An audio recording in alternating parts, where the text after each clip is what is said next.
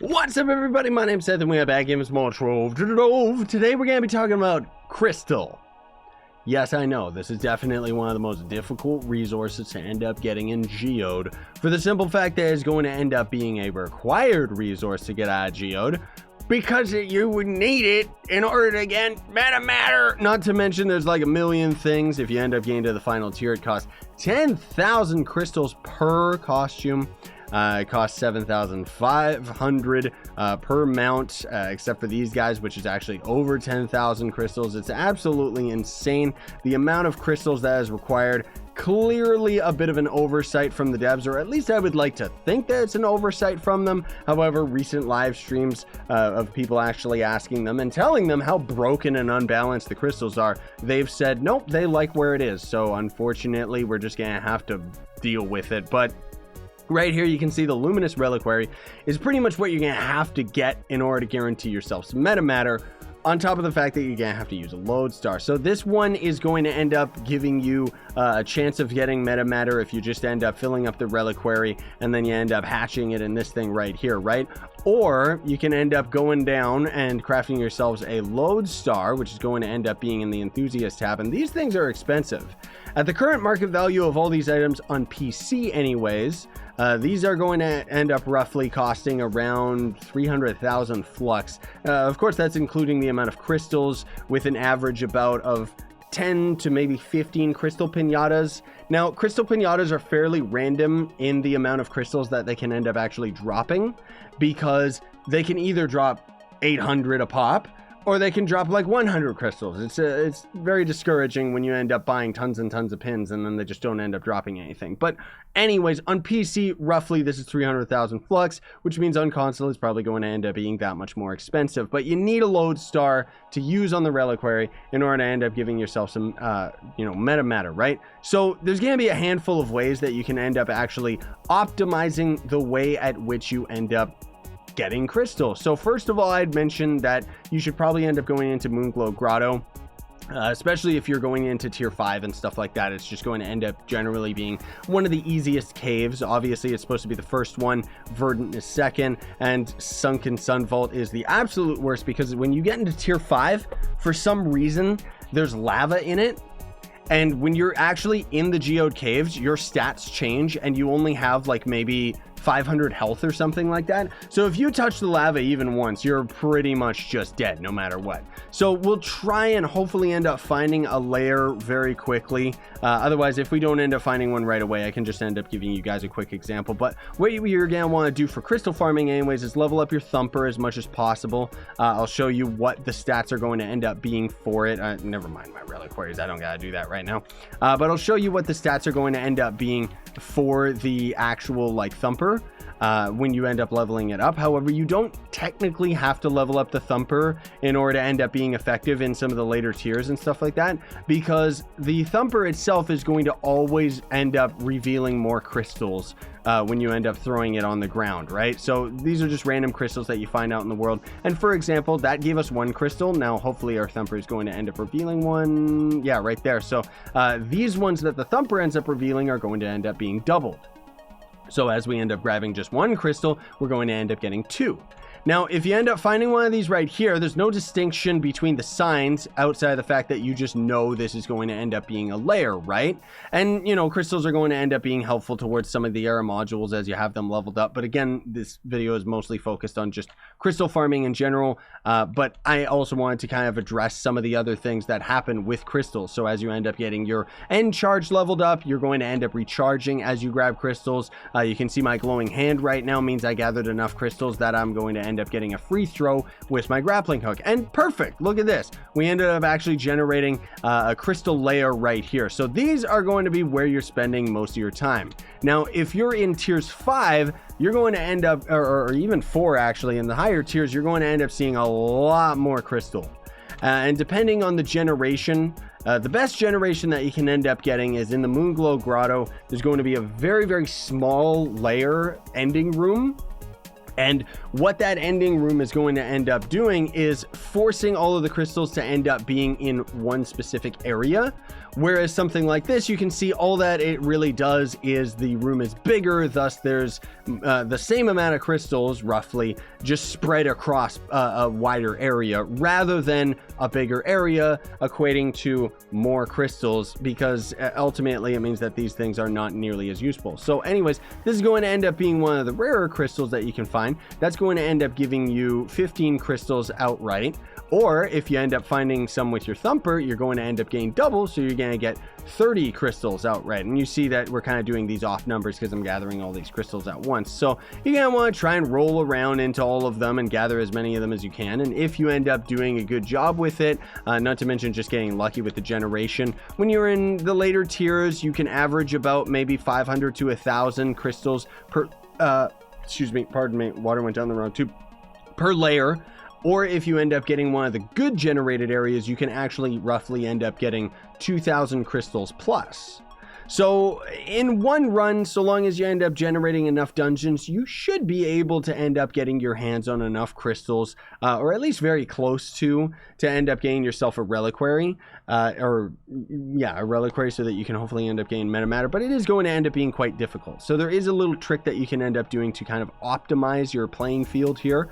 This is a tip Merc ended up telling me, which I thought was pretty cool, and I kind of did a little bit of calculations with it. So as you go to the egg incubator and as you end up hatching these eggs, right, you're going to end up having a chance out of the bronze egg to have just the common pets, the uncommon pets, and the rare pets. Now, if you end up getting common pets and stuff like that, it doesn't really matter.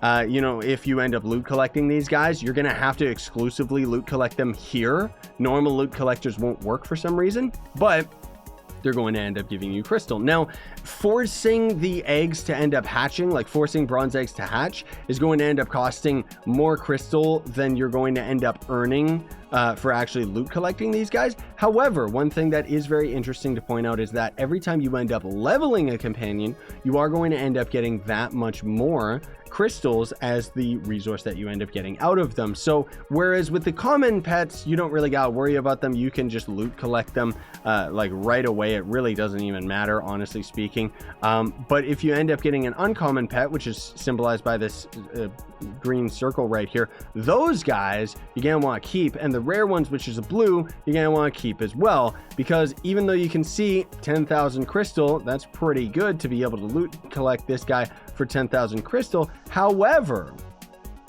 one of the issues, or one of the secrets, I mean, not issues, is that if we level him up, he's going to end up loot collecting for that much more. So we're going to have to get cave birds, crystals, bond crystals, and stuff like that. And just to be sure, guys, I'm going to have a separate video that's going to be showing off and talking about some of the best stats that you can end up having with the companions. Honestly speaking, there's only like a couple of them that are actually worthwhile. But if you go into the dabbler section, there's this bond crystallizer, which is pretty cheap just because the resources themselves are fairly cheap. It's going to cost 10 bond crystallizers to level up one pet to maximum. However, from what I've tested out, you're going to end up losing some flux on this, but you are ultimately going to end up gaining more crystal from it. And if you were going to be buying crystal pinatas anyways, you're going to end up saving some flux overall by doing this method. So if we end up leveling this guy up, it's going to cost one bond crystallizer, which is roughly 240 crystal or 250 or something, and then 300 crystal, right? That's going to end up being like 550 crystal, and you saw that he could actually loot collect into 10,000. So now just by giving him one level, where is he? Suddenly we've got 2,500 more crystal that we're going to be able to get out of this guy. So essentially it means that we ended up earning 2,000 crystal by spending a little bit over 500, right? So if we end up leveling him up again, he's going to end up getting even more expensive and doubling that for another 2,500 to get him to 15,000. And the sweet spot I found with most of the pets is getting them to level 4. Because as soon as you get them to level 5, it's going to cost over 1,000 crystals just to level them up. And as you can see, we're just increasing 2,500 each time.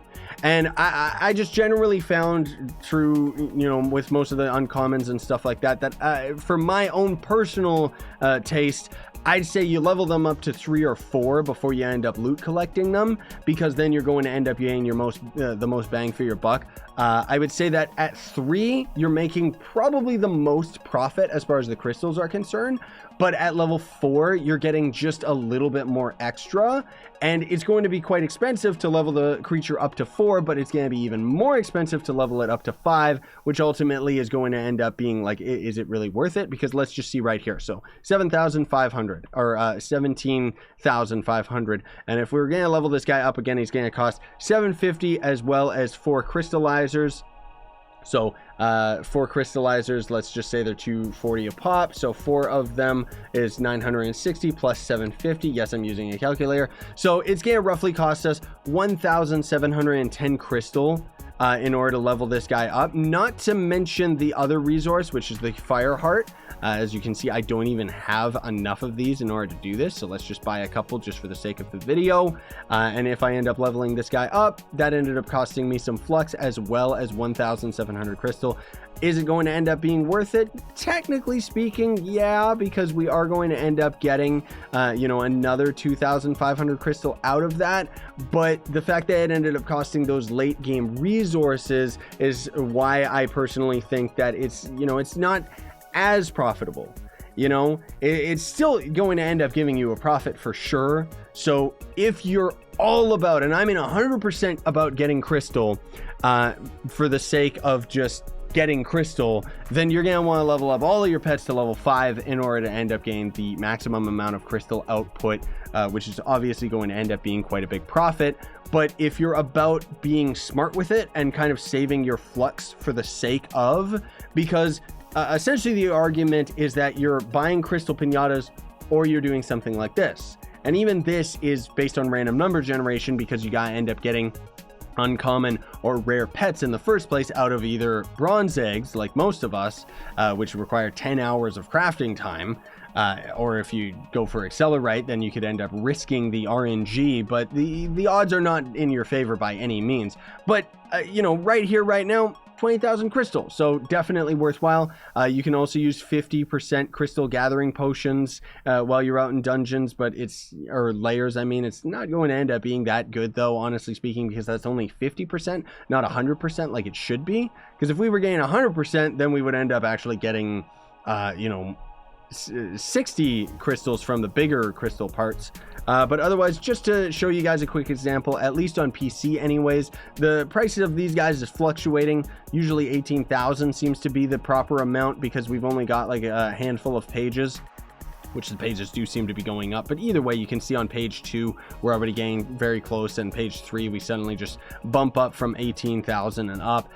You know, the prices of course are going to end up going down as more people end up getting these bad boys, but they're also going to end up going up based on the fact that when Geode ends up dying, there's not really going to be that many people farming these. Thankfully, they are something that is continual, so as you end up getting the lesser caches, you have a very rare chance of actually getting crystal pinatas out of them, and that's essentially the only way that these players are actually going to end up getting these crystal pinatas, because otherwise you can end up buying them out of the store, which I would not recommend, because honestly speaking, if you want to buy crystal pinatas, it's actually more profitable as a pay-to-win player to end up buying yourself some credit pouches, selling all of those, and then buying crystal pinatas regardless of what version of Trove you're on from the player market, and that flux is going to end up going a lot further, and your real life monetary money, your real life money is going to end up going that much further as well, instead of just buying this right here, which is 6,500 credits, which is roughly $35 to $40. So if you end up spending the same amount, you know, on 30 credit pouches or something, or just end up getting a couple packs of 12, you're going to end up being able to get a lot more of these crystal pins. It's just ridiculous. The greater caches, near as I can tell, don't end up dropping the pins either, which is disgusting. And then the only other real ways to end up getting crystal is just, again, the lesser caches are barely going to give you any, and the greater caches barely are going to give you any. Crystal pinatas are pretty much the only way to go, and then the only way that you can kind of optimize that is just by focusing on like the eggs and all of the critters and all of that stuff and leveling them up, just so that you can end up turning that much of a profit. I know it's not really a good system, You know, personally, I think that either crystal needs to be tradable or there needs to be more ways of actually attaining it. Of course, you know, the devs do say that Geode is very early in its life cycle, which, yes, that's a fair argument, but the point is that the Geode content itself only stays interesting for maybe a week or two before it just ends up becoming very repetitive and dull. And because of it, you know, the fact that you're having to repeat this over and over and over again, because Geode only really starts when you get to tiers 4 and 5 anyways, guys, because the early tiers, when you're completing the main quest line, those just fly by. And as soon as you end up getting to those late game tiers, then suddenly you need thousands on thousands of crystals in order to end up just getting all this stuff, including like the framework items and everything like that. It's just so expensive, dude. Like, seriously. The resources not included. The crystals, you need tons of them, dude. It's insane. But anyways, I don't mean to rant about it. I just wanted to have a video out that was going to be the definitive. Here's, you know, pretty much the best way that you can end up getting crystal. If you guys have any ideas of how to optimize this, though, like maybe there's something that I ended up missing, you can always leave it in the comment section down below and I'll try my best to pin it. Otherwise, if you guys end up seeing a good comment, you can always thumbs it up so that it ends up showing up for other people in the future, because obviously I'm not going to be reading comments for this video in like 2 years. But in either case, thank you for watching. Very much appreciate it. Hope that this video was helpful for you, and if it was, don't forget to hit that thumbs up, sub, and hit that notification bell so you get notified every time new tutorials and videos end up coming out by yours truly. And then otherwise, if you want to go the extra mile and support me financially, you can end up sponsoring my channel for a monthly subscription fee, or checking out my merch store, which is the links in the description. You can buy this shirt and a bunch of other stuff. But if you don't have any money yourself, but you still want to support me, you can actually check out Solidarity app and Gawkbox in the description. Go through those links with your phone. Is going to tell you, play a phone game for 2 minutes, and then it's going to literally give you free money that you can then end up donating towards me. They call it free sponsored donations. It's really, really cool, and it takes like 2-3 minutes of your time, and it helps out a lot. In either case, though, regardless of whether you do it or not, thank you so much for watching, guys. Really do appreciate the positivity and support. Sayonara, and stay epic.